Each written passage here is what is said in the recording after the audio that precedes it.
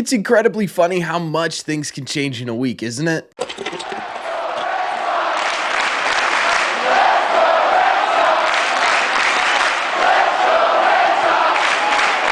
What is going on, everybody? Welcome back to Red Seat Radio. My name is Corbin, and thank you very much for clicking on this video. 1 week ago from today, the Boston Red Sox had just lost 3 out of 4 games to the Texas Rangers, and people were really not excited about what the Red Sox had been doing to open up the season. Well, a week later, the Red Sox are now 5 of their last 6, and they just absolutely demolished the St. Louis Cardinals here at Fenway Park for a 5-game winning streak. Things can change a whole lot in a week, can't they? So what we're going to do is we're going to go over our biggest takeaways from this series and what it could mean for the regular season. And I don't think there's any other place that we can start right now talking about takeaways from this series outside of the Red Sox offense, because they were unbelievable in this series against the Cardinals. As a team, they hit .393 with a 1.094 OPS in this series. They had a ridiculous 14 doubles,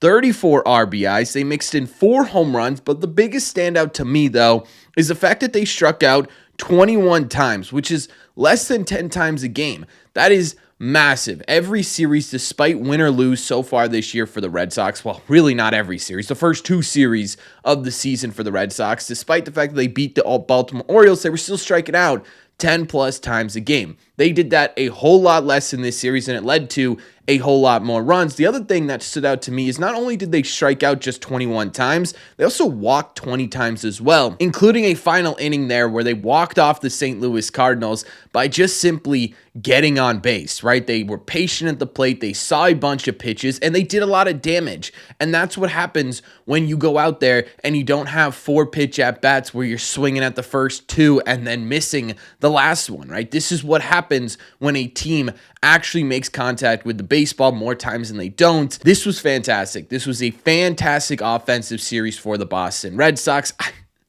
I don't know how else to describe it, right? They absolutely dominated St. Louis Cardinals pitching, but who stood out in this group? Rafael Devers. Rafael Devers flat out stood out in terms of offense in this series, and I'm sending out Rafael Devers' apology form to all of you who said that Rafael Devers was done, cooked, or doing this on purpose, because since then, Rafael Devers is now hitting .263 on the season with an .825 OPS and a .137 OPS plus. He's 37% better than the average player in Major League Baseball right now. In this series in particular, he went 7 for 11. He had 2 doubles, a home run, his first of the season. He struck out just 1 singular time and walked 4 times while driving in 6 runs. Rafael Devers' timing is back, and he is absolutely crushing baseballs the way that we knew Rafael Devers could crush baseballs. His timing started to come back in the Baltimore Orioles series. The real thing that was still missing from Rafi's game, though, was the ability to get the ball in the air. Well, Rafael Devers figured out how to get the ball in the air in this series, and it absolutely showed.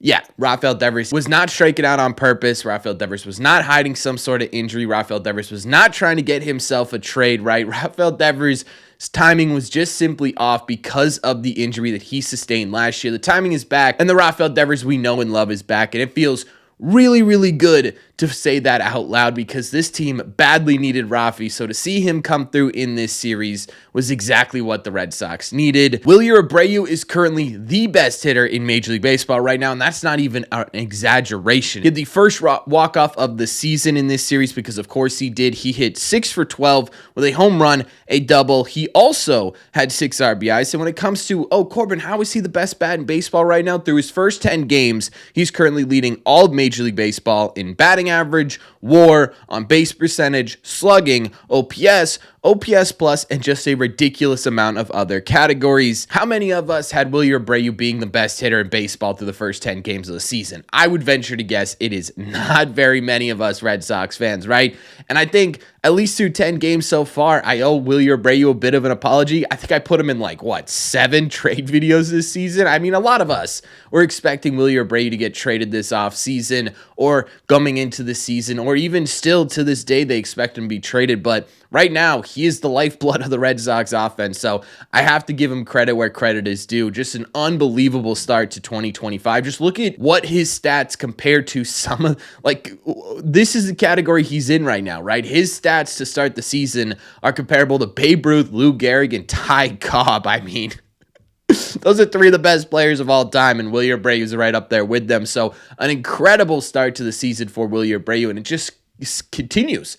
It doesn't feel like he's going to stop anytime soon. And what's even more impressive through all of this is he's doing this fatigued, right? He was supposed to get the middle game off in this series because he's got dead legs because of all the time he missed this offseason and ended up walking the game off. It's just absolutely incredible what he's doing in the batter's box right now.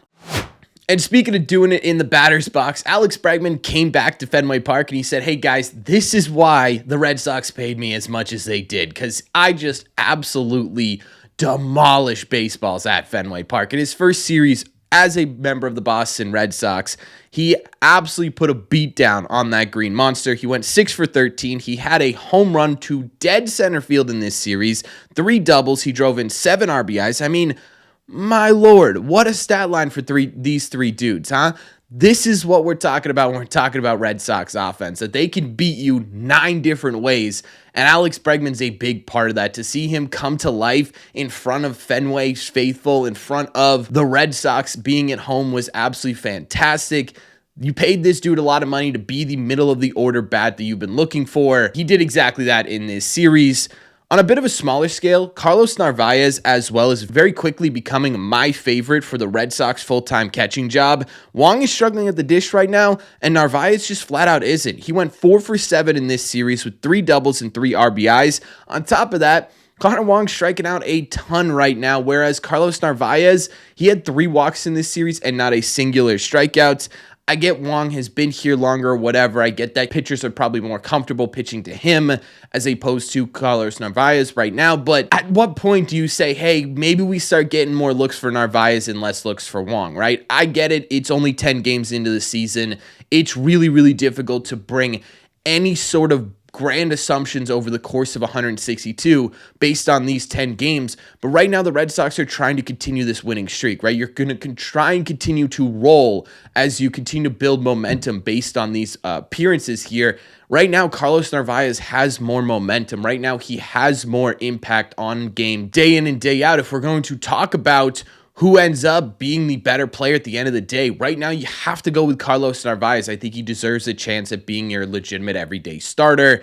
Overall, offensively, I don't know how you could ask for much more, right? This is what the Red Sox tried to build this offseason. They tried to build this juggernaut offense that could beat you 1 through 9. And that's exactly what we saw in this series. We saw a lot less strikeouts. We saw a lot more walks, and it led to a lot more production. What I loved about this series wasn't just the fact that they simply outslugged the St. Louis Cardinals, because they did, right? In the first and the third game, they just flat out laid a beatdown on the Cardinals starting pitching, honestly on the Cardinals pitching in general. But what I also loved is they just don't give up. They're going to continue to pester and beat down on you until they figure out a way to beat you. And that's what they did in the middle game of this series, right? They didn't get a ton of offense in the middle game, but they got enough. They were patient at the plate. They waited and sort of passed the baton down the line until someone could make an impact. Of course, that ended up being Wilyer Abreu, but you love to see that. And it was against one of the game's best closers as well. It wasn't like they did it against some scrub that the St. Louis Cardinals were throwing out there. This was their prize closer, right? This was the guy that probably is going to get them a massive haul at the MLB deadline, and they got to that guy. And that is a huge accomplishment. I understand it's just one game, but in terms of confidence-boosting series, this has to be one of them, right? It has to be. I will say, one of my other takeaways from this series is that Red Sox pitching, I'm still a little bit nervous about it. We talked about it throughout the series we've had so far, that the starting pitching has been a bit underwhelming. I think it continues to be that a little bit, especially with the bigger name guys. Obviously, Crochet is in a different category, and we do have to give some flowers to 2 of the starters in this series. I think Sean Newcomb deserves a little bit of flowers. He went 4 2/3 innings on 1 run, 6 hits, 3 walks, and 5 strikeouts. And I think we also got to give our flowers to Hunter Dobbins. My guy made his major league debut at Fenway Park in a series finale against the St. Louis Cardinals right after the Red Sox had just walked them off. And he did a pretty decent job here, especially considering this is his first time ever stepping foot on the mound. He went 5 innings. He allowed 2 earned runs on 8 hits, 2 walks, and 5 Ks.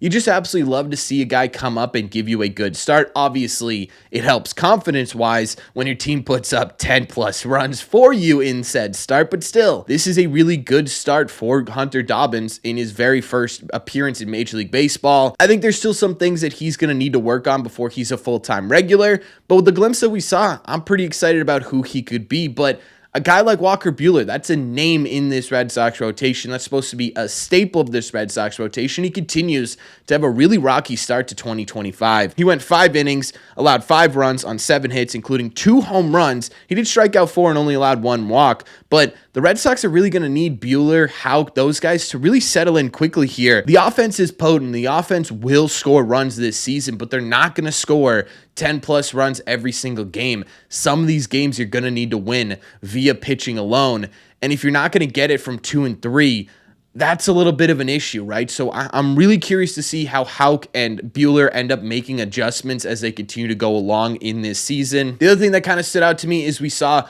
a little bit of the first cracks of the bullpen a bit, right? Whitlock, he gave up some runs in this series. Wilson didn't look incredibly polished in this series. Guys like Cooper Criswell, who came in a mop-up role, so it didn't really matter how many runs he gave up, but still was getting hit around a bit in this series. Defense didn't help him out all that much. There were a few errors in this series, which was a little bit odd considering the Sox have been really good defensively so far this year. But still, right, you talk about, okay, what are sort of the key takeaways we're bringing out of this series? I think the pitching needs to be a bit better than it was that we saw right here, right now. We'll see, right? Maybe it was just sort of they relaxed a little too much considering the fact that they had such a massive lead in this series. Maybe that's what ended up happening, and maybe they'll be a little bit more intense given the fact there will be closer games this season. Hopefully that's the answer, but we'll see. And I think, again, it's hard for me to sit here and totally rip on Red Sox pitching in general because the offense did so well, right? Sitting here and complaining about the fact that your pitching wasn't A+ when all of a sudden you win all 3 games of this series seems a little nitpicky to me, but I think it's worth mentioning. As a team, they had a 5.14 ERA in this series, and again, I'm not going to sit here and boo-hoo a sweep, but that just simply needs to be a bit better as we continue to move forward throughout the regular season. All in all, my biggest takeaway from this series is this is what Fenway Park should look like for opposing pitchers, right? This is what Fenway Park should look like for opposing teams. Over the past couple of years, the Red Sox have been very mediocre, and a big part of that is because of the fact that they have been less than stellar at Fenway Park. It needs to change if the Red Sox want to have a dominant season, and again, it's 3 games, right? We can't sit here and extrapolate 3 games and say this is what the Red Sox are going to look like for the foreseeable future, but this is a really good start, right? If I'm an opposing team right now, I'm like, oh boy, I really don't know if I want to go to Fenway right now and face this Red Sox offense that is just eating people alive right now. This is what Fenway should be, right? It should be terrifying for opposing teams. It should be packed. It should be electric. They should be having fun. That Green Monster Wally head celebration may be my favorite home run celebration in Major League Baseball right now. It makes me laugh every single time. I don't know how you can't be happy about what we saw in this series from the Red Sox. They have,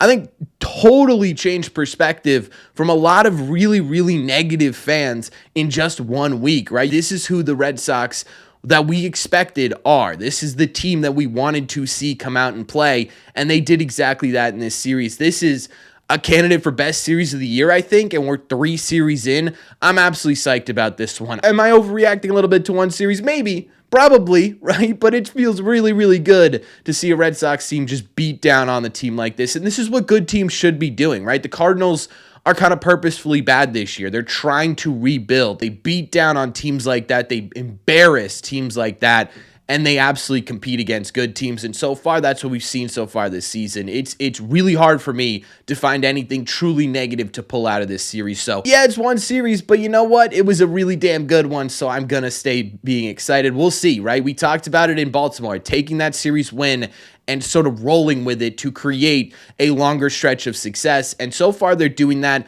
Toronto's coming into town today. They are going to be a tough opponent. They just extended Vladdy. He crushes at Fenway Park. Let's see it continue, right? Let's see it develop into a longer-term success, and then we can get really, really excited about who the Red Sox can be. But for now, so let me know what your thoughts are in the comments down below. What were your big takeaways from this series? What stood out to you that you think could continue to play on as the season goes on? As always, if you made it to the end of this video, do me a favor. Make sure you guys have hit that subscribe button if you haven't already. If you're new here, we talk Red Sox content almost every single day. Also, make sure you guys have hit the like button on this video as well. It just simply helps out a ton, and it's the best way to let me know you're enjoying the content. Don't forget, if you guys want to listen instead of watch these episodes, best way to do that is head over to your favorite podcasting app and look up Red Seat Radio. Thank you all very much for clicking on this one, and I will see you in the Red Seats.